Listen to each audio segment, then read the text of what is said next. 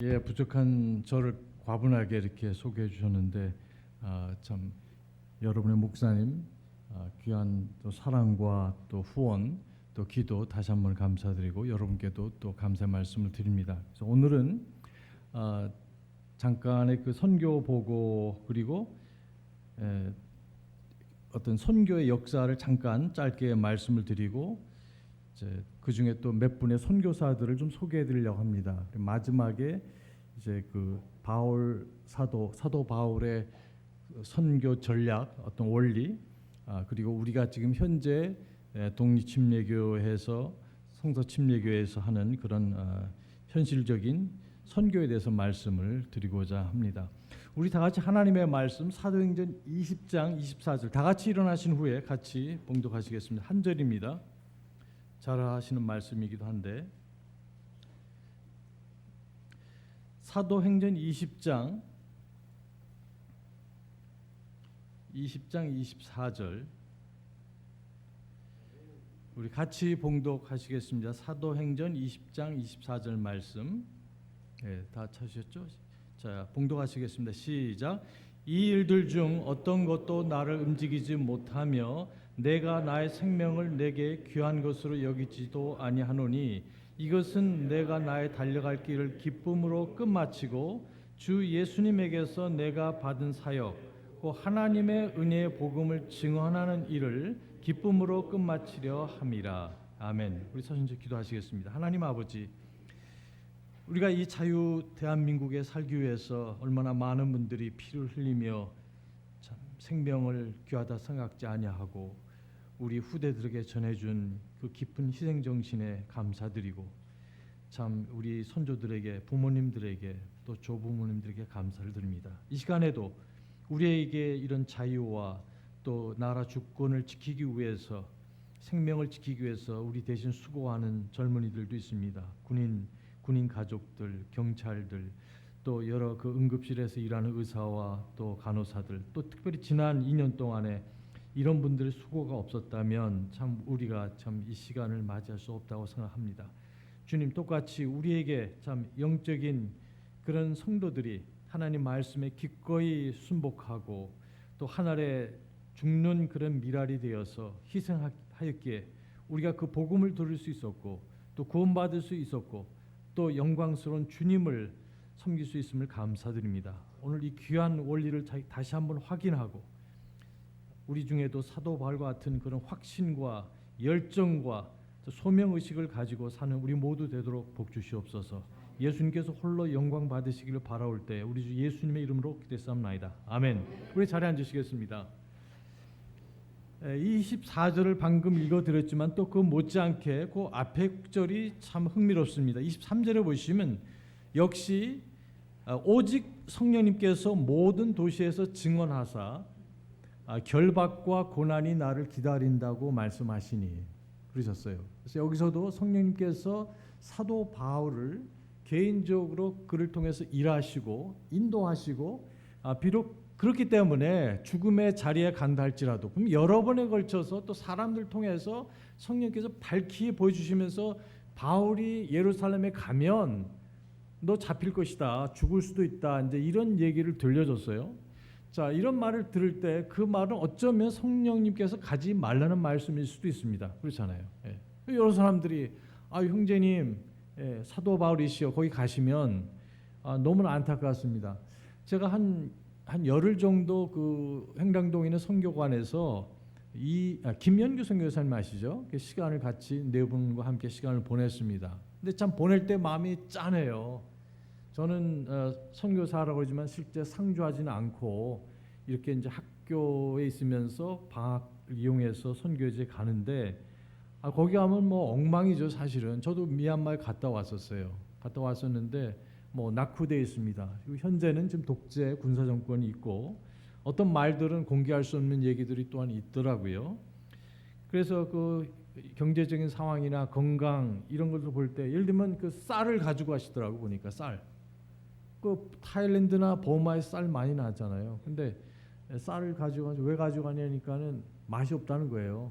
미얀마 그 여러분 알랑미 아시죠? 훅 부르면 그 뭐 건강에 좋다는 말씀도 있고 당뇨에 좋다는 말씀드린 어쨌든 그걸 가져갈 수 없으니까 그걸 또 이 누룽지를 만드셔가지고 많이 가져가시는데 그 쌀은 이제 그 아마 사모님 언니신가 누가 이렇게 보내주신 것 같아요. 그래서 양은 많지 않고 제한적이지만 그걸 가져가는데 얼마 여러분 매일 한국 이런 쌀 밥 드시죠, 그죠? 여러분 감사하세요?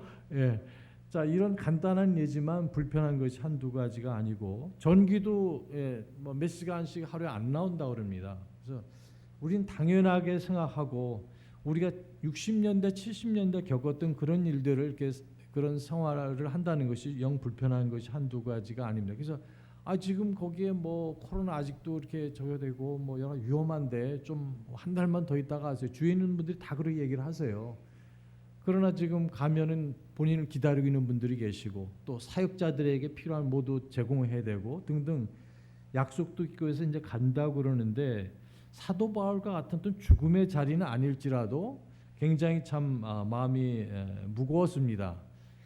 그래서 여기 보시면은 어떤 분들은 해석하기를 이 말씀은 성령 하나님께서 가지 말라고 하는 것인데 사도 바울이 불순종했다 이렇게 보신 분도 계시고 저 개인적으로 보기에는 뭐 개인적인 해석입니다만은 그런 것이 있을 것을 전제로 하시면서 그럼에도 불구하고 24절에서 이런 것들이 여러분의 그 사랑에 나를 위하는 말은 고맙지만 그러나 나는 내가 목숨이 아깝기 때문에 뭐 그래서 각오한 건 문제가 아니다. 예수님께서 나에게 내가 구원받았을 때 구원해 주셨을 뿐 아니라 이제 이방인을 위한 그릇으로 삼으셨던 거 기억나시죠? 사도행전 9장에서 그래서 뭐 그런 거는 나는 고려하지 않는다. 그저 복음 전하고 선교하고 교회 개척하는 일을 위해서라면 내 생명은 아무것도 귀한 것이 아니다라고 고백하는 아름다운 믿음, 거룩한 열정을 볼 수가 있습니다. 참 우리는 너무 편하게 사는 것 같아요. 그래서 미국이란 나라는 뭐 악한 부분도 있고 참 안 좋은 것도 많이 있지만 그러나 여전히 그 나라가 잘 살면서도 아직도 많은 교회들과 성도들이 하나님께 드리고 섬기고 선교에 대해서 아직도 그래도 열심히 하세요. 그래서 그런 모습이 있는데 우리나라는 어려웠잖아요. 그러면서 세계적으로 볼 때 참 드문 그런 나라로서 짧은 4, 50년 사이에 지금 세계가 주목하는 그런 선진국 대열에 들어가는 10대 선진국 중에 하나로 들어가는 수준까지 왔는데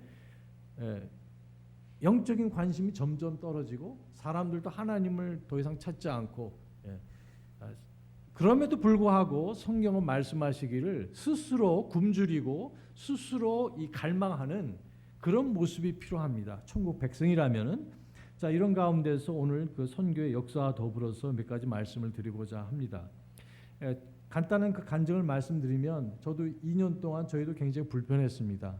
미국은 아무래도 그 미국 나라가 건국된 자체가 양심의 자유, 신앙의 자유로 세워졌기 때문에 개인적인 다시 말해서 자명하고 천부적인 인권 그러니까 하나님을 섬기고 자유롭게 하나님 말씀과 또 이 양심에 따라서 섬기는 그것이 최고의 가치라고 볼 수가 있어요. 미국이라는 나라는. 그러니까 대한민국은 어떻습니까? 갑자기 해방이 됐잖아요. 많은 독립군들이 애를 쓰시고 그런 것을 염원하고 노력하고 인내했지만 뭐 우리가 뭐 자유민주주의를 알아서 그렇게 된 건 아니었거든요. 하나님의 섭리 가운데서 그럼에도 불구하고 자유민주주의 국가로 세워진 것 다시 한번 생각해도 감사드립니다. 여러분들 감사하세요? 여러분 뭐 물론 공산주의 나라 살 수 있고 이슬람 나라에서도 믿음을 지킬 수 있지만 그러나 쉽지 않은 일이고 내가 믿고 싶은 것을 믿고 표현할 수 있는 이 자유는 정말 하나님이 주신 놀라운 자유입니다. 이 자유를 활용해서 마음껏 하나님을 찬양하시고 경배하시고 복음 전하시고 예배하시는 저와 여러분 되시기 바랍니다. 그래서 미국에서도 많은 사람들이 한 100만 이상이 죽었어요. 그리고 또 저희 교회에서도 랭캐스터 침례교회에서도 그 스페니쉬 사역 담당하시는 목사님 사모님이 계시죠. 사모님이 돌아가셨어요. 돌아가시고 코로나로. 그리고 몇 개월 후에 그 아드님도 다른 이유로 인해서 떠나가고 참 이런 개인적인 슬픔도 있고 어려움들이 있었고 또 예배도 못 드리고 똑같이 온라인 예배 드린 적도 있었고요. 그럼에도 불구하고 또 하나님의 은혜로 신학교는 강의를 했습니다. 일부는 온라인으로 뭐 하고 또 어려워도 또 학생들과 참 그런 거 보면 학생들이 용감해요. 그 부모님들도 그러면 안 보내실 거 아니에요. 야, 너 코로나 걸리면 잘못하면 죽어 그러는데도 이 젊은이들이 온 겁니다. 부모님들도 보내주시고 그래서 야외에서 강의를 했었어요. 다 뭐 마스크 쓰고 뭐 가리개 쓰고 이렇게 하면서 그래도 학생들이 서른 학생들이 오고 또 지금 요번에 졸업한 학생들 보면은 이제 물론 온라인 학생들도 있지만 와서 직접 들으면서 그 어려움을 다 겪으면 참 인내하고 졸업을 했습니다. 대단한 일이죠. 그리고 뭐 어떤 때는 막 그 불이 나서 막 재가 날라오고 뭐 밖은 덥거든요. 이번 주 어젠가 오늘도 107도입니다. 42도. 예. 이제 그런 와중에서도 2년 동안 또 특별히 야외에서 강의를 하고 해서 계속해서 일꾼들을 배출할 수가 있었습니다. 저 개인적인 하나님께서 주신 어떤 부담과 목표 중에 하나는 제가 그 랭캐스터 있을 동안에 약 2,000명의 그 젊은 친구들하고 학생들하고 또 혹은 선교지의 목사님들, 사모님들, 신학생들을 섬기고 말씀으로 인도하는 일을 위해서 그런 목표를 세웠습니다. 주셨어요. 그래서 2,000명 된 지금까지 1,600 정도 이렇게 했습니다. 그래서 감사드리고 이제 아마 한 2년 안에 마칠 것 같은데 또 하나님께서 귀한 목표를 주시라고 믿습니다. 코로나 기간에도 교회에서 극히 아마 예외는 있었지만 계속 전도는 나갔어요. 마스크 쓰고 뭐 그다음에 고무장갑 끼고 묻으면 안 되잖아요. 그러니까 이제 만약에 거기는 뭐 그 주민들이 항의할 수도 있고 그러는데 항의는 거의 없었던 것 같아요. 그래서 갖다 꽂고만 오고 나중에는 이제 풀리면서 노크를 하고 그랬는데 저도 개인적으로 1,800 가정을 지난 1년입니다. 그러니까 그 좀 더 될 수 있지만 저하고 집사람하고 같이 나가서 이렇게 하고 그리고 중강의를 5번을 했었어요. 그래서 멕시코에 4번, 멕시코를 하게 되면 온두라스 학생들도 온라인으로 들을 수 있습니다. 여행은 못하죠. 작년 9월에는 온두라스에 가서 60여 명의 목회자들과 사모님들 또 그 종말론에 우리 최은주 목사님하고 또 여러 목사님들과 함께 그 특강을 하기도 했습니다. 그래도 하여간 오갈 때 특별한 문제 없이 PCR 테스트 다 통과하고 그런 제안이 있었고 한 번은 이제 한국에 우리 임마누엘 침례교회에서 또 특강을 하고 그래서 제한적이었지만 그러나 또 하나님의 말씀은 묶이지 않으셨습니다. 그래서 그것이 어떤 방법이든 또 창조적인 어떤 방법을 활용해서 기술들을 테크놀로지 사용해서 그렇게 할 수 있었죠. 오전에 말씀드린 대로 이제 2월달에 그런 어려움이 있었지만 하나님께서 긍휼을 베푸셔서 또 이번에 한국에 나올 수 있었는데 이제 앞으로 계속 올해는 제가 한국에 좀 오래 있을 예정이고 8월 10일까지 있을 예정입니다. 하지만 이제 다른 데 겨울이나 또 내년에는 좀 스케줄이 다를 수 있는데요. 그래서 계속 기도해 주시면 감사하겠습니다. 그래서 오가는 길 안전 위해서 건강 위해서 기도해 주시고 그런 것이 큰 힘이 되고 격려가 됩니다. 그 선교 역사를 잠깐 제 말씀드린다면은 우리가 아는 대로 피 흘린 발자취하고도 물론 이제 관련이 되죠.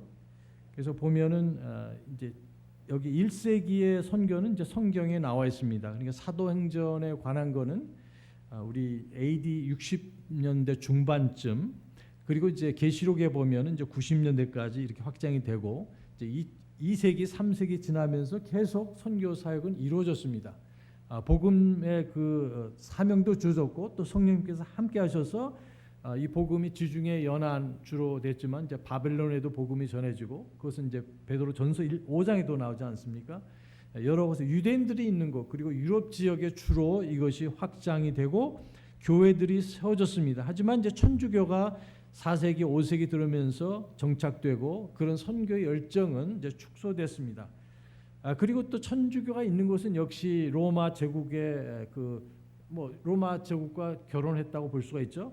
그래서 국립교회가 세워졌고 이제 복음이 전파되기보다는 이제 국교 혹은 나중에 국교 중에 하나였지만 나중에 이제 국교로 유일하게 이제 세워지게 되는데 국가의 확장, 그다음에 다른 민족들을 정복하면서 강제적으로 마치 이슬람처럼 칼이냐 뭐 코란이나 한 것처럼 이제 기독교 소위 말하는 천주교를 확장시켰습니다. 자, 이런 가운데서 이제 그 예외적인 경우는 네스토리안 교파 사람들이 네스토리우스라는 사람은 어떻게 보면 이단이고 어떻게 보면은 이단이 아닌 것처럼 되는데 여러 가지 뭐 이론들이 있습니다. 어쨌든 이 사람들이 천주교의 핍박을 받아서 이제 당나라까지 오게 되죠.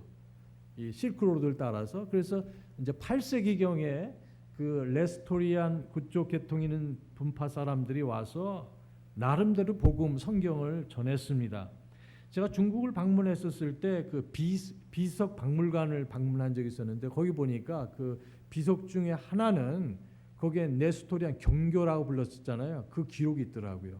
당나라 때 이렇게 되고 어떤 사람들은 또 확장해서 뭐 신라까지 그런 기독교의 어떤 모습이 전해지지 않았나 추측은 하고 있습니다만은 아시는 것처럼 중세는 선교가 너무 어려웠습니다. 제가 들은 과목 중에 하나는 중세 선교사라는 과목이 있었는데 그 수업 시간에는 이제 그리스 정교가 이제 키예브, 여러분 우크라이나 아시죠? 그 지역에서 이제 출발해서 저쪽 러시아까지 이제 전파되고 그리고 나중에는 또 이쪽 그 지금 불가리아 지역 우리가 스레이스라고도 부르는데 그러니까 어떻게 보면은 이스탄불 지역이라고 볼 수 있죠. 거기에 옛날에 스레이스라는 국가가 존재했습니다. 근데 특이하게도 이 지역에는 잠시였지만 종교의 자유가 허락된 적도 있었어요. 그래서 뭐 유대교도 오케이, 천주교도 오케이, 성경을 믿는 사람들도 오케이, 그 다음에 뭐 이슬람도 오케이, 그렇게 잠시 그런 적이 있었지만 실제적으로 이제 1776년에 미국이 건국되고 헌법이 이제 수용이 되면서 소위 말하는 이제 헌법 수정 조항 제1조가 이제 이 미국 의회는 국립교회를 세울 수 없다. 그리고 국립교회를 세운다든지 여기에 표현의 자유, 언론의 자유, 집회의 자유, 결사의 자유를 억제할 수 있는 법을 세울 수 없다고 이렇게 만들어놨어요. 대단하죠, 그렇죠? 또 그 일에 또 어떤 일을 했냐면 그 헌법이 있었지만 그 헌법이 불충분하다 그래가지고 여기에 침례교 목사님들이 그 버지니아 쪽에 있는 침례교 목사님들이 그 당시에 제임스 monroe라는 지금 말하면 이제 주지사 합격이 되죠. 그 사람하고 얘기를 하면서 그것으로 불충분합니다. 미국이 이렇게 하나님의 섭리 가운데 세워주는데 여기서 신앙의 자유, 표현의 자유, 언론의 자유, 집회의 자유, 결사의 자유 등등 이런 것이 없으면은 이것은 허수아비다 이렇게 강력하게 주문을 했어요. 그래서 흥정을 했습니다. 우리가 여기 식민지 주로서 이제 그 헌법, 연방 헌법을 비준해 줄 테니까 반드시 10개 조항에 수정 헌법을 채택해 달라고 강력하게 주장했어요. 어떤 분들은 뭐 교회가 정치에 개입하지 말라 그러는데 그건 역사를 모르는 일입니다. 원래 이 정교의 이 분리라는 것은 교회가 정부에 대해서 사회에 대해서 빛과 소금의 역할을 하면서 필요하면 기도뿐만 아니라 복음 전하는 뿐만 아니라 잘못된 것을 지적하고 그런 영향을 주는 것에 대해서는 아무런 제약이 없어요. 단지 이 나라는 민간 정부, 다시 말해서 의회는 개인의 여기 신앙의 자유, 표현의 자유 등을 억제할 수 있는 법을 절대로 만들 수 없다는 거예요. 그게 미국의 건국 정신입니다. 어쨌든 그런 것이 이미 오래전에 중세도 잠깐 있었지만 그냥 사라지고 말았습니다. 그래서 이 기독교라는 혹은 여기 천주교 또 우리가 믿는 바대로 성경을 믿는 침례교 선조들은 어떻게 했느냐? 물론 핍박을 받고 어려움에 처했지만 그 가운데서도 복음을 전하고 체포되고 추방당하고 심지어 순교하는 그런 일들이 있었습니다. 그런데 우리가 아시는 대로 이 천주교라든지 이슬람이라든지 또 개신교도 상당 기간 동안은 신앙의 자유, 양심의 자유를 허락했습니까? 안 했습니까? 허락하지를 않았었어요. 우린 당연히 내가 대한민국에 살면, 내가 미국에 살면 내가 가고 싶은 교회 가고 내가 믿고 싶은 대로 선언하고 복음 전하고 가서 노크도 할 수 있고 전도할 수 있고 예배할 수 있고 여러분 이것이 당연한 것이 아니라 우리 침례교 선조들이 특별히 이것을 위해서 피 흘리며까지 목숨을 걸고 우리에게 전해준 놀라운 자유와 권리입니다. 그리고 또 다른 사람들도 물론 수고를 하셨죠. 그러나 침례교 특징 중에 하나는 영혼의 자유, 다시 말해서 양심의 자유가 있는 것이죠. 그래서 이러한 어려운 가운데서도 선교는 됐지만 중세기에는 그렇게 활발하지 못했습니다. 종교 개혁이 있었지만 역시 국립교회의 그런 아이디어를 가지고 그 사람들은 개신교 사람들이 방향을 정했고 약 300년 동안 1540년대부터 장로교가 세워진 곳이 1540년대인데 그때로부터 약 300년 동안은 세계 선교의 개념이 없었어요. 그러니까 뭐 루터교 나름대로 뭐 국립교회를 세우고 이런 식으로 천주교도 마찬가지고 나중에 이제 감리교도 나오지만 그러나 이 사람들은 국립교회를 기본적으로 믿고 있었고 더군다나 이 선교에 대해서는 관심이 없었습니다. 영국에서 침례교회 성도들, 교회들 자체도 목사님들 자체도 선교에 대해서 관심이 없었어요. 그래서 잘 아시는 윌리엄 캐리라는 그 선교사가 인디아로 가고자 할 때 그는 자기 사역을 소개했습니다. 지금 역사적으로 지리적으로 볼 때 이 인도에 사는 사람들에게 복음이 필요합니다. 좀 기도 좀 해주세요. 얘기할 때 뭐라고 했습니까? 그 교회 담임 목사님께서 앤더슨 목사님께서 청년 형제 좀 가만히 자리에 좀 앉으셔. 형제가 아니라도 누군가가 참 예비대에서 하나님 인도하신 대로 소명을 받아 갈 거니까 형제는 너무 신경 쓰지 말라고 말씀하실 정도였었어요. 왜냐하면 영국의 그 특별 침례교회라고 특수 침례교회라는 그 교회들은 이 개신교 특별히 뭡니까 켈빈주의의 영향을 받았기 때문에 하나님께서 선택을 했으면 뭐 내가 전하든 안 전하든 그 사람은 결국 구원받을 것이다 이런 잘못된 생각을 가지고 있었기 때문에 침례교회들 자체도 그런 형편이었습니다. 그러나 다행히 그 윌리엄 캐리가 뭐라고 했어요? 목사님, 저는 하나님께서 그 준비한 사람이 바로 저라고 믿습니다 하고 기도와 후원을 받아서 결국 가게 되죠. 그리고 갔을 때 6개월 걸려서 갔습니다. 비행기로 그냥 하루에 간 것이 아니라 그렇게 해서 해외 선교가 시작이 되었다고 말씀을 드릴 수가 있습니다.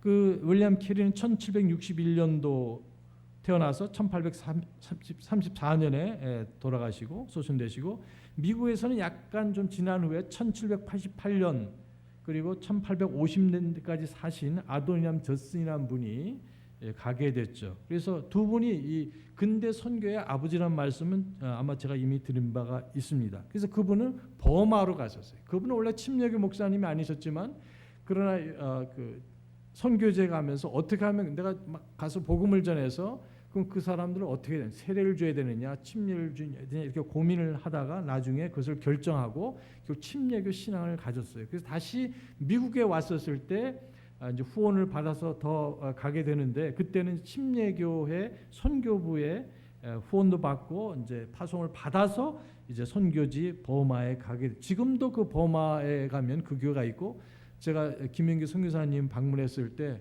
그 기념 교회가 있더라고요 보니까요. 그 랭군에 양곤이죠 죄송합니다. 거기에 봤는데 거기서 찬송도 한번 불렀어요. 내 평생에 가는 길. 또 거기 목사님들도 또 계시는 걸 볼 수가 있습니다.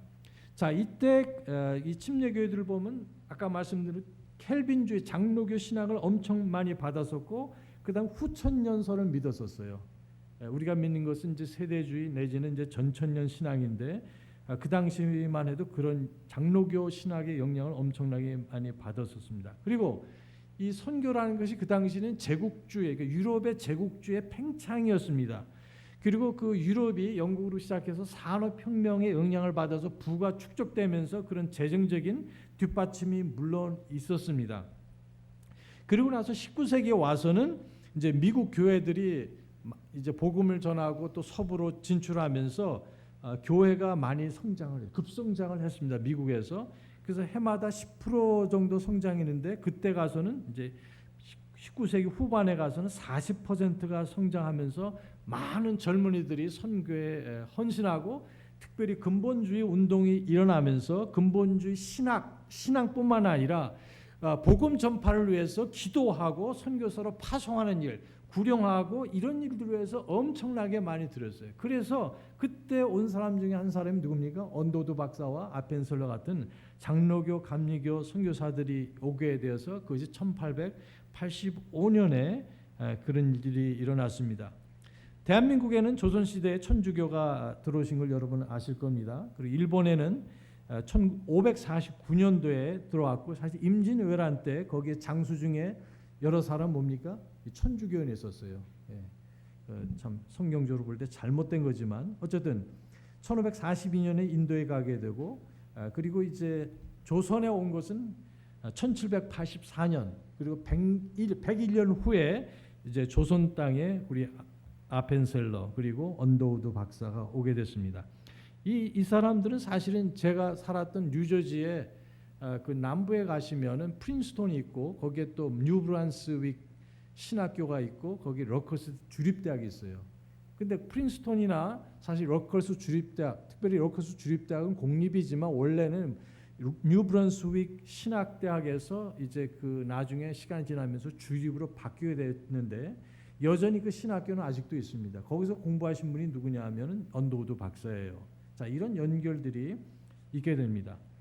아시는 것처럼 이제 대한민국의 이제 남침례교회는 언제입니까? 우리 페닉이라는 분이 오셔서 1880년대라고 알고 있는데요. 1889년도에 캐나다의 독립 선교사, 그러니까 침례교 선교사는 아니지만 그러나 이제 무교파적인 선교사로 와서 교회를 개척하고 이제 그 일본의 핍박이 오기 전까지는 약 400개 교회가 이제 경상도 지역, 우리 아마 거맘교회가 그렇다고 제가 들었는데 많은지 모르겠어요. 거맘 성성 침례교회가 그쪽이고 역사를 추적해 보면, 그리고 이제 강원도, 원산 이런 데가 중심이 돼 가지고 북한과 그다음에 만주, 간도 지방 이런 데에 교회를 많이 세웠습니다. 그러나 이제 일제가 35년도 후에 핍박하고 말살했을 때 교회들이 한 60개 정도밖에 안 남았다고 제가 듣고 있습니다. 그리고 1949년도에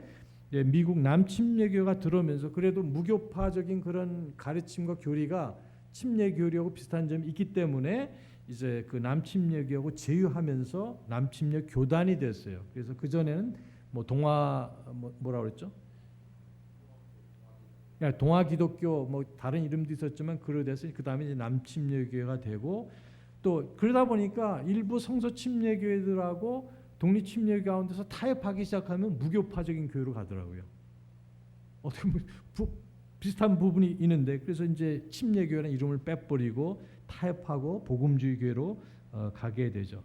이제 감사한 것은 이제 1954년도에 미국의 그 BBFI가 1950년에 결성이 되고 이제 아이작 포스타 선교사님이 어떻게 했어요? 1954년도 11월 18일에 입국하시고 이듬해 이제 1955년도 8월 15일에 서대문구 충정로 그분 자택에서 교회를 조직하시고 이제 그 다음 달에 이제 행당동 267번지에 이제 땅을 구입해서 이제 그쪽에서 예배를 드리기 시작하셨습니다. 그래서 정말 성경적인 그런 교회, 신약 성경적인 교회는 그렇게 본다면 이 표수사 선교사님이 사실 첫 번째 선교사님으로서 이 대한민국의 복음적인 성경적인 교회를 세우는데, 다시 말해서 BBF 계통의 교회를 독립침례교를 세우신 셈이죠. 다시 한번 감사를 드리고 이분의 수고와 희생과 열정과 그리고 드림, 하나님께 감사드리고 찬양을 드립니다. 자, 이런 가운데서 이제 우리 성서 침례교회, 사실 성서 침례교회라는 이름을 잘 보면은 이제 성경 침례교도 있죠. 그래서 일본에 계시다 들어왔기 때문에 일본에 들어간 선교사들이 우리는 남침례교 좀 다르기 때문에 이름을 똑같이 할 수도 있겠죠. 그래서 좀 다르다는 걸 보여주기 위해서 이제 이름을 성서 침례교로 하셨어요. 사실 성서 바프티스트 교가 이렇게, 성서란 말은 사실 일본 말을 제가 모르고요. 그래서 그냥 번역을 안 하고 음역을 해서 바프티스토, 일본 말이니까 교가 이렇게 했는데, 왜냐하면 거기 성경이라는 말로 번역할 수도 있었지만 성경이란 말은 이제 불경을 일본에서는 성경이라고, 우리가 믿는 이제 신약 신구약 성서를 성경을 이제 성서라 부르는 관습 때문에 구별하기 위해서 이제 성경 대신 성서라는 말을 이렇게 채택했습니다. 자, 그럼에도 불구하고 사실 미국에는 성서 침례 교회라는 것이 없어요. 여러분 놀라실 수도 있지만 그게 무슨 말이냐면은 미국에는 독립 침례, 우리들과 같은 믿음의 독립 침례교회들이 있는데 그 중에 한 1770년대 80년대에는 약 4분의 1 정도의 독립 침례교회들이 BBFI라는 그 친교회 주소록의 이름을 같이 실었어요. 실제적으로 아주 적극적으로 활동하는 교회는 약 800개 교회가 있었는데 800개 교회 뺀 약 3,000개 교회들은 사실 BBF 교회들이 아니에요. 그런 의미에서. 그래서 미국에서는 그냥 고유명사로 그냥 바이블 배프티스트 처치 이런 교회들이 한 3% 정도 있고 나머지는 BBF 교회 그 친교회 안에 하든 안 하든 간에 그냥 침례교회예요. 그래서 이름만 가지고는 그 교회가 뭐 BBF인지 아닌지를 알 수가 있어요, 없어요? 없습니다. 지금 한국에서는 남침례교회가 어차피 구분하기 위해서 앞에 바이블이란 말을 붙이고 또 그 앞에도 이름을 붙이지만 미국에는 그런 의미의 교회는 없습니다. 그러나 감사한 것은 하나님께서 이 BBFI 속에 있는 독립침례교회를 축복하시고 특별히 선교의 아주 전문가들입니다. 그래서 미국에서 선교의 가장 열정적인 뭐 학교를 예를 든다면은 지금은 아니지만 이제 BBC 미주리 스프링필드에 있는 성서 침례 신학대학 거기가 이제 대표적으로 하고 그다음에 교육 그러면은 뭐 어디예요? PCC라는 펜사콜라 크리스천 칼리지. 그다음에 뭐 침례교 교리라든지 근본주의 그러면은 뭐 마라나다 신학교 이런 식으로. 그다음에 소울링 그러면은 구령하고 전도하는 데는 다 이거 다 잘들 하지만 좋은 학교들이지만 특색을 본다면은 이제 하일즈 앤더슨 학교 이런 식으로 소개를 하고 있습니다. 하나님께서 그럼에도 불구하고 미국에서 비록 100여 개의 교회로 시작됐지만 그러나 하나님께서 이분들이 하나님의 말씀에 순종하고 특별히 선교를 위해서 드리고 헌신했을 때 하나님께서 그분들의 사역과 그 친교회를 축복해 주셨어요. 그래서 40년 이상 동안 하나님께서 성서 침례 친교회는 Baptist Bible Fellowship International 국제 성서 침례교회 속한 거기서 교제를 하는 교회들과 목사님들을 축복하셔서 어떻습니까? 미국에서 70년대 80년대만 하더라도 미국 50개 중에서 가장 큰 교회들은 무슨 교회였습니까?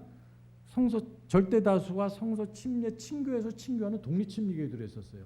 제일 큰 교회는 그냥 상관없이 독립 침례교회. 두 번째 토마스 로드 침례교회. 거기 바이블한 말이 없어요. 그냥 성서 침례 친교회 제리 폴 목사님이 목회하셨던 그 교회. 그 두 번째로 크고. 뭐 그다음에 세 번째는 예를 들면은 테네시에 있는 하일랜드 팍 침례교회. 거기도 바이블은 말이 없어요. 거기 리라브스 목사님이 하시던 교회. 그다음에 오하이오에 있는 랜드마크 침례교회, 또 켄턴 침례교회, 그다음에 에크론 침례교회. 이런 교회들은 다 성서 침례 친교회에서 교제하는 목사님들의 교회라는 것이죠. 그래서 미국의 10대 교회 그러면 그 당시에는 70년대에는 8개 교회가 뭐예요? 독립 침례교들이고 그중에 5개, 6개는 성서 침례 친교회에서 교제하는 교회들이었어요. 여러분 잘 보시기 바랍니다. 하나님께서 어떤 교회와 어떤 가정과 어떤 국가를 축복하시는가? 저는 역사를 통해서 성경을 근거해서 말씀드릴 수 있는 것은 그 교회와 성도들과 또 목사님들이 이 선교에 대해서 아낌없이 드리고 헌신하는 그런 교회들을 축복해 오셨습니다. 다른 거 볼 필요가 없어요. 이건 뻔한 진리입니다.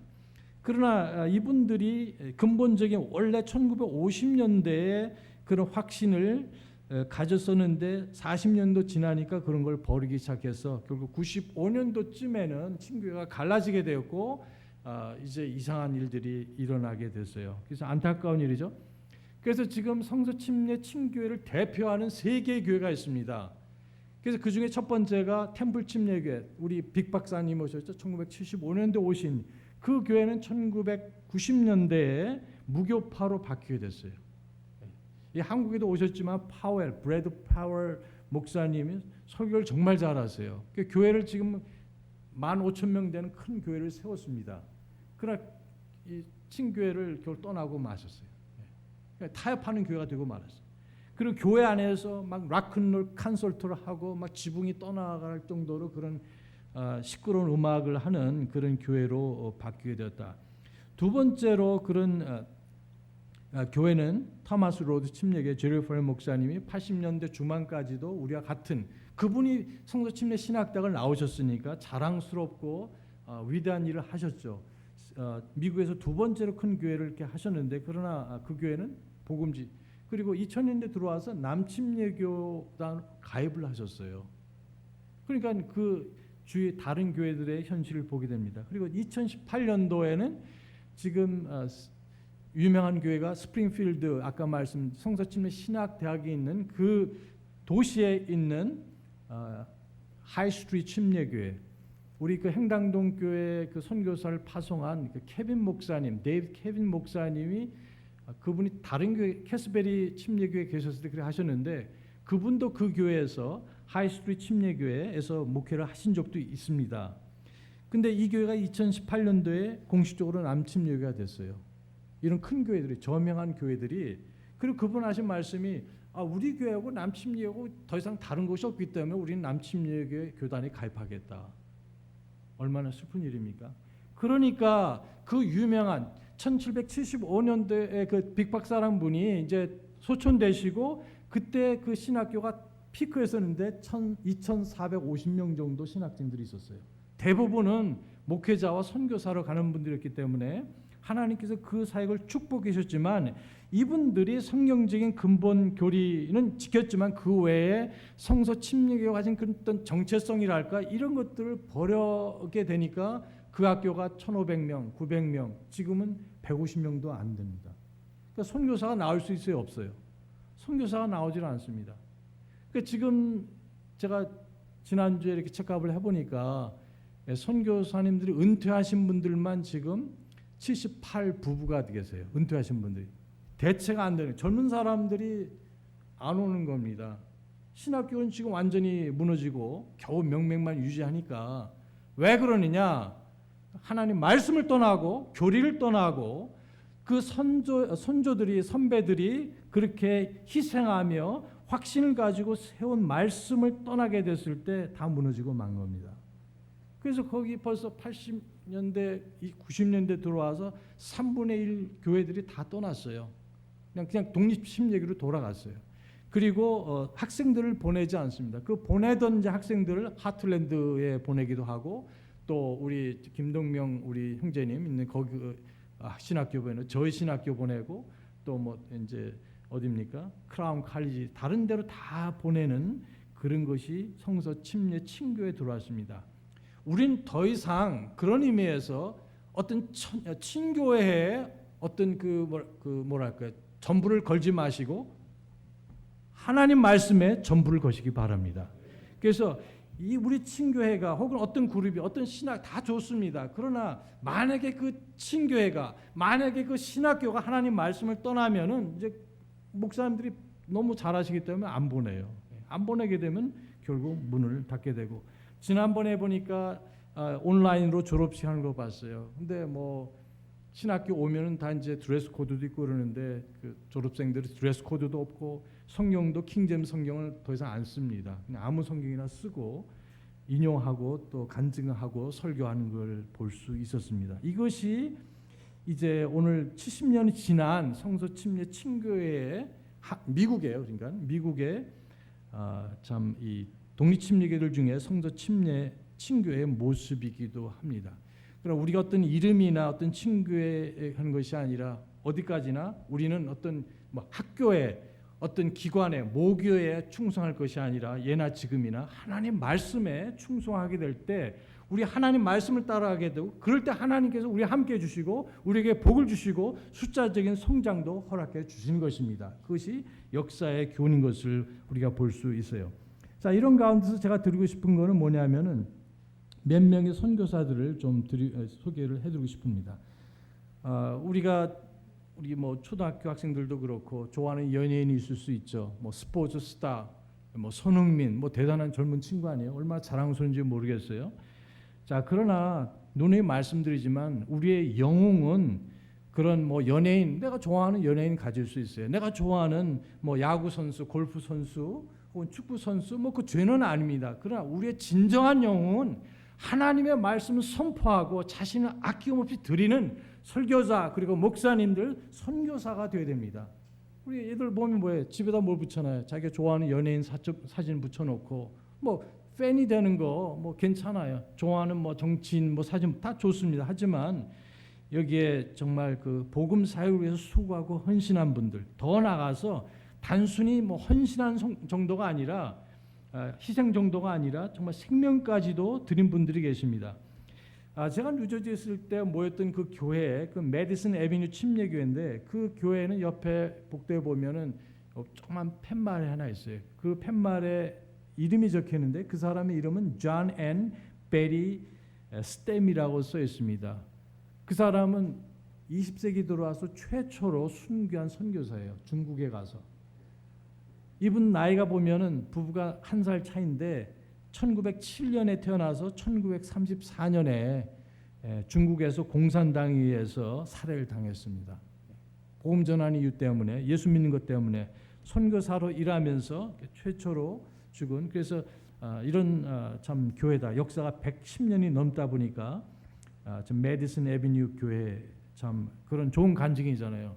그래서 꼭 순교하라는 뜻은 아니고요. 여러분 이제 교회가 10년, 20년, 30년, 40년 지났을 때 우리 교회에서 파송한 선교사가 이런 놀라운, 마치 우리가 지금 표수다 선교사님을 기념하고 기억하며 감사한 것처럼 앞으로 여러분의 교회에서 그런 훌륭한 일꾼들이 나오셔서 그런 놀라운 또 사역자들, 선교사들, 목사님들을 기억하는 귀한 교회가 되시기 바랍니다. 그 다음에 우리가 잘 아는 이제 짐 엘리어트라는 선교사가 있어요. 이 사람은 1927년에 태어나서 1956년에 제가 태어난 해네요. 나이가 불과 28살. 이분은 아버지가 형제 교회의 그 믿음을 가진 그런 분이었습니다. 안타까운 것 하나는 한국에는 형제들의 교회 그러면은 40-50년 전에 이단이라고 불렀었어요. 근데 사실 형제들의 모임 이단은 아니거든요. 사실 그 존 다비라는 사람이 거기에 가장 영향력 있는 목사님이고 그 사람이 근대에 들어와서 세대주의 경륜 신학을 집대성하신 분입니다. 그러니까 침례교회도 굉장히 많은 영향을 끼친 분인데 그것이 플리머스 브레드런 형제들의 교회인데 그리고 성경적인 믿음이죠. 우리가 제일 가까운 사람들이에요. 그럼에도 불구하고 한국의 장로교가 워낙 크다 보니까 그 사람들이 이단으로 정죄를 했었습니다. 공식적으로 리스트에 올라가 있는데 근데 사실 조지 밀러라는 사람 아실 거예요. 조지 밀러. 기도의 사람. 그분이 하나님께 뭐 12,000인가 2만인가 그런 기도를 드렸는데 다 응답되었고 단지 2개가 응답 안 됐었는데 그분이 돌아가시고 나서 응답되었다는 10,000명 이상의 그런 고아원을 운영하시면서 한 번도 도와달라는 말을 하지 않은 분이었어요. 하나님께서 공급해 주신 위대한 기도의 사람. 그 조지 밀러 그분은 사실 목사님이세요. 근데 그분이 뭐냐면은 형제교회 목사님이세요. 그분은 좋다고 존경하면서 형제교회는 정죄하는 한국 사람 안타깝지 않습니까? 어쨌든 이 짐 엘리어트라는 사람의 아버지는 그렇게 휘튼 대학 재학을 했고 졸업을 했습니다. 휘튼 대학은 지금은 변했지만 원래 유명한 근본적인 그런 믿음과 그다음 신학을 유지했던 그런 대학이고 시카고에 아직도 있어요. 그리고 빌리 그람이 거기를 나왔습니다. 그러니까 휘튼 대학이 자랑하는 대단한 이제 그 졸업생이라고 볼 수 있는데 이분이 초기에는 정말 성경대로 근본적인 신학을 가지고 여러분 말씀 전하는 거 잘 아실 겁니다. 그래서 여러분 혹시 그 조직 신학이라는 책 아시죠? 헨리 티슨 권혁병 씨가 번역한 그분도 휘튼 대학이고 저에게 침례교 역사와 교리를 정말 제대로 가르쳐 주신 그 교수도 휘튼 대학 출신이고 그리고 조나 라이스 6분의 딸들이 다 휘튼을 졸업하셨어요. 그리고 그 주의 검지라는 그 간행물도 거기서 발행을 하곤 했었습니다. 어쨌든 이분은 이제 평화주의자였었습니다. 그러니까 짐 엘리어트라는 이 젊은 분은 그래서 예를 들면은 노예 제도를 만약에 제거하기 위해서 폭력 쓰는 것조차도 안 된다. 자신이 만약 2차 대전에 살았고 만약 징병 제도가 있었으면 나는 그냥 교도소 가겠다. 이런 평화주의자였었는데 그러나 이분이 이제 소명을 받고 이제 선교사로 갈 뿐 아니라 자기뿐만 아니라 5 친구들, 4명의 친구, 전체 5명이 이제 이 어디입니까? 엘살바도르입니까? 에콰도르로 가게 되죠. 그런데 안타깝게도 뭐 긴 얘기지만 이분이 그쪽에 그 원주민 그 사람들에게 도착했을 때 아우카족, 아우카란 뜻은 야만이란 뜻이에요. 어쨌든 원시 상태에 이렇게 삶을 사는 사람들에게 복음 전하기 위해서 가는데 그 조종사와 함께 갔는데 그 사람들이 내렸을 때 바로 얼마 지나지 않아서 어떻게 해요? 창에 찔려서 죽임을 다 죽습니다. 그 젊은이들이 20대의 젊은 친구들이 죽임을 순교를 당하고 참 그 소식이 전 세계에 전했습니다. 당시에 그 당시 언론들은 뭐라고 얘기했냐면 이 얼마나 이게 무슨 낭비냐, 허비냐, 참 웨이스트냐 이렇게 얘기를 할 정도로 믿지 않은 사람들은 그렇게 봤지만 놀랍게도 그 죽은 선교사들도 혹은 조종사들도 놀랍지만 그 부인들도 놀라운 거예요. 그래서 그 짐 엘리어트 그 부인이 다시 준비를 해서 이분들이 복음을 들고 다시 찾아갔어요. 그래서 결과는 어떻게 했습니까? 거기에 그에서 5사람을 선교사들을 죽였던 9 사람들 5명 중에 4사람이 목사가 됐어요. 또 1사람은 전도자가 됐고 부족 모든 사람을 주님께 인도한 놀라운 역사가 일어났습니다. 그 중에 한 사람이 물어봤어요. 왜 당신은 당신의 남편들 이렇게 죽였는데 왜 다시 찾아왔느냐? 뭐라고 말했습니까? 바로 우리는 당신들이 죽였던 남자들의 아내들입니다. 남편들이 전해주기 원했던 하나님께서 당신들을 향한 사랑 때문에 우리는 다시 찾아왔습니다. 이런 말을 남겼습니다. 그리고 이분이 남긴 이 짐 엘리어트가 그 일기에 쓴 말이 유명하죠. 이룰 수 없는 것을 얻기 위해 지킬 수 없는 것을 내드린 자는 바보가 결코 아니다. 다시 말해서 영원한 것을 위해서 잠시 있는 것을 위해서 있는 것을 그냥 지나갈 것을 주님께 드리는 사람은 결코 바보가 아니란 말이죠. 자, 이러한 사람들이 있었기 때문에 어쩌면 침례의 신앙이 아니래도 그들은 복음의 사랑, 그 영혼들의 사랑이 뜨거움이 그들을 그런 장소까지 인도하고 복음을 전했기 때문에 그 사람들이 구원받은 겁니다. 그 사람들 우리 여기 그 남침례교회 선조들도 목사님들이 수없이 체포당하고 죽임을 당해서 공산당에 의해서 또 첩자로 몰려서 죽기도 하고 또 몽골 계통의 그 토인들에 의해서 원주민에 의해서 죽기도 하고 그런 희생이 있었기 때문에 남침례교회가 지금 이게 이렇게 2000교회 이상이 세워질 수 있는 것입니다. 자, 이것은 한 뭐 특별한 교단, 교파 그 문제가 아니라 이러한 짐 엘리어트 같은 사람들이 있었기 때문에 그런 일들이 있습니다. 그래서 End of the Spear라는 그런 영화도 있어요. 한번 꼭 보세요. 아마 누가 번역했는지 모르지만 그게 그 스토리입니다. 이 선교사들 스토리. 영어든 혹은 영어도 자막이 있고 한 1시간 47분짜리가 있는데 뭐 다른 그 뭐 장로기 이런 분들이 번역했는지 모르겠어요. 그 다음에 이제 세 번째로 소개해드리고 싶은 것은 에릭 리들입니다. 에릭 리들. 이 사람은 스코틀랜드에서 파송된 사람인데 원래는 중국에서 탄생했어요. 그리고 이분은 부모가 중국 선교사였습니다. 그래서 부모님이 거기 계시니까 이제 영국으로 기숙사에 보내져서 12년 동안 교육을 받고 그 대학은 이제 에딘버러 대학을 졸업했습니다. 그리고 스포츠를 좋아했어요. 그리고 너무 잘했기 때문에 올림픽에 이제 출전하는 제의도 받게 됐습니다. 근데 놀라운 것은 이 사람이 100m 달리기가 종목 있잖아요. 단거리인데 100m 달리는데 그날이 무슨 날이면 일요일이에요. 주일이에요. 근데 무식하고 용감하게 나 출전 안 한다는 겁니다. 나 주일이기 때문에 교회 간다는. 이 지금 미친 사람 아니에요, 그렇죠? 아니 무슨 예배도 중요하지만 지금 당신을 뽑아준 이게 지금 영국, 스코틀랜드 이거 우리 그 올림픽 위원들이 다니는데 무슨 뭘 근거로 하느냐 이거 화가 나죠. 그리고 다른 나라에서는 좋다고 그래요. 왜냐하면 이 사람이 강력한 우승 후보니까. 어쨌든 참 이러한 믿음을 가진 사람도 있다는 사실입니다. 제 친구 중에 하나가 이제 전교 수석을 한 친구였는데요. 항상 1등을 했어요. 근데 제가 이제 2학년 때 중학교 2학년 때 만난 친구인데 뭐 공부도 잘하고 모범생이고 뭐 정말 그 신앙 클럽에서 구원 제가 그때 받잖아요. 전 중학교 3학년 때 구원 받았는데 이 친구가 이제 결국 경기고등학교 이제 서울 법대까지 갔습니다. 근데 나중에 이제 들어보니까는 고시 시험을 안 치는 거예요. 왜냐 하니까는 주일날 시험 보기 때문에.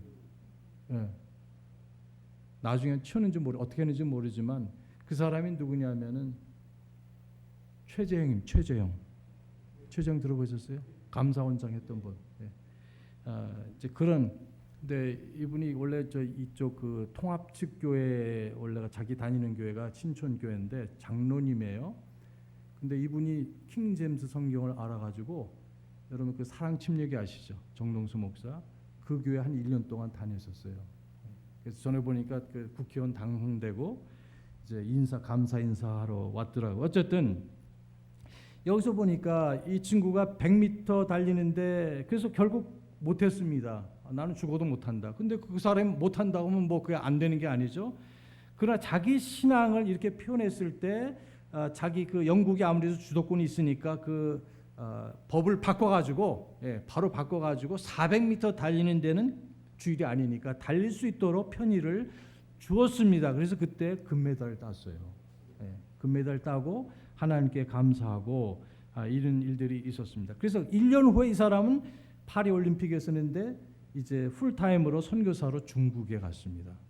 뭐 세상으로 큰 명예 아닙니까? 그러나 부모님도 선교사요, 자신도 그래서 나중에 이제 결혼하고 이제 일본군이 중국을 침략했을 때 참 어려움을 많이 겪고 건강을 잃어버리고 나중에 이제 뇌종양으로 해서 일찍 세상을 떠났습니다. 그러니까 1902년에 태어나서 1945년에 세상을 떠났어요.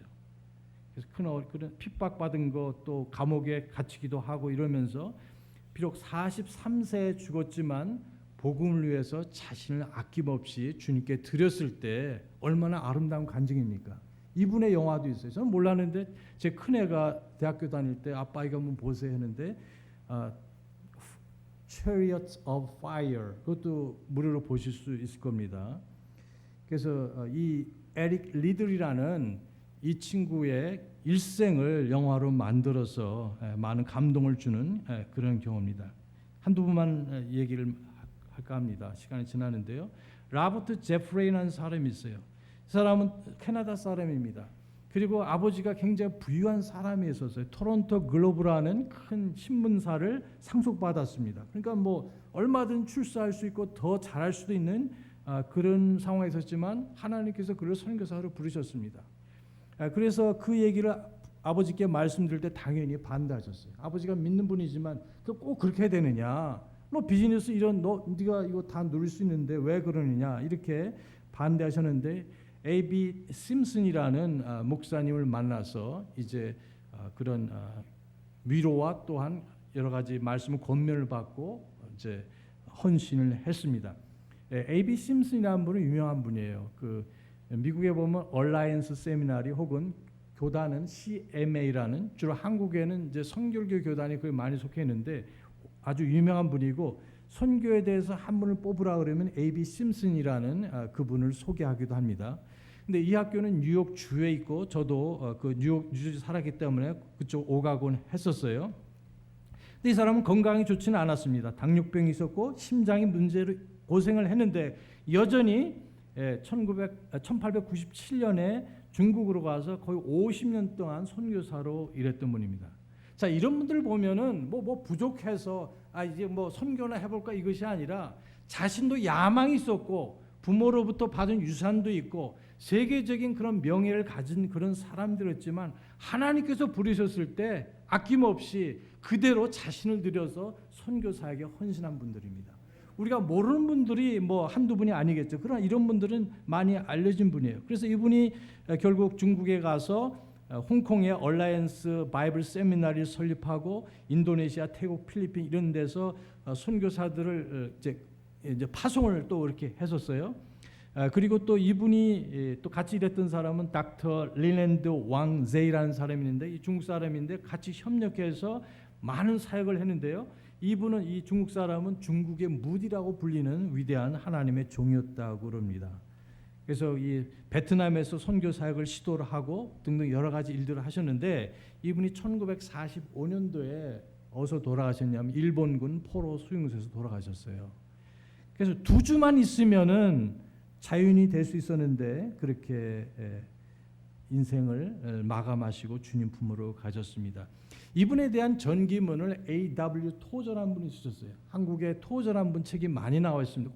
꼭 읽어보세요. 미국에서도 독립침례교 목사님들도 많이 인용하는 분인데 사실 이분은 아까 말씀드린 대로 CMA라는 우리하고 어떤 교리는 약간 다르지만 그래도 이분의 인격과 하나님에 대한 사랑과 또 진리에 대한 열정은 대단한 분입니다. 꼭 이분이 쓰신 책은 뭐든지 읽어보시기를 강력하게 추천하는데 이분이 지금 말씀드린 대로 로버트 제프레이라는 사람의 그 전기를 쓰셨습니다. 뭐 다른 사람들이 있는데요. 대략 이 정도까지만 말씀을 드립니다. 그러니까 이것이 1세기에 시작된 신약 교회들, 침례 교회들의 어떤 역사와 더불어 선교가 지금까지 이렇게 이어져 왔고 그 다음에 우리 때는 이제 표사 선교사님께서 우리 대한민국까지 오셔서, 자, 이것은 뭐냐면 희생이 아니면 하나님의 미랄이 떨어 죽지 아니하면 도저히 이룰 수 없는 겁니다. 저와 여러분이 구원받는 것은 믿음으로 받았고 하나님 은혜로 받았지만 사실 이 복음은 예수 그리스도의 피의 복음입니다. 그렇죠? 더불어서 이 복음을 전해주기 위해서는 딜리버리 차지, 배달의 민족 아시죠? 물건 사면 모르겠어요. 한국에서는요. 그 배달하는 돈을 내셔야 돼요. 아니면 일시불로 1년에 뭐 아마존 1년치를 100불을 내든지, 어쨌든 분명히 그거는 복음은 거저지만, 그러나 이것을 전달해 주기 위해서는 우리의 시간과 우리의 재물과 우리의 열심, 우리의 재능, 이런 모든 것이 요구된다는 사실입니다. 그러나 그래도 감사한 것은 우리가 어떻게 구원받았습니까?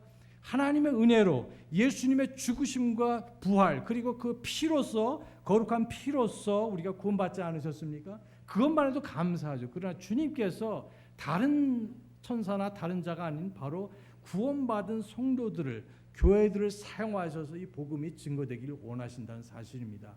그래서 우리 앞에 사람들은 다 그렇게 했어요. 그럼 이제 누구 차례입니까? 우리들 차례잖아요. 그래서 그런 것을 위해서 우리가 드려야 된다고 우리는 믿습니다. 마지막에 한 가지만 더 말씀을 드리겠어요. 그것은 뭐냐? 중요한 원리인데,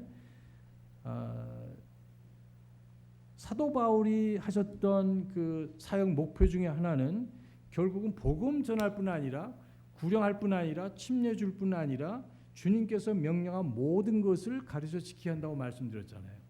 근데 그것은 다른 말로 말한다면 교회를 세우는 일이에요. 교회를 세우는 일. 그리고 더 나아가서 교회를 세우면 끝이 아니라 이제 그 교회가 이 일꾼들을 양성하고 훈련시키고 또 파송해서 그와 같은 교회를 재생산하는 것이 바로 신약교회 선교 사역입니다. 자, 지금까지 많은 교회들이, 여러분의 교회도 이미 복음을 받았어요.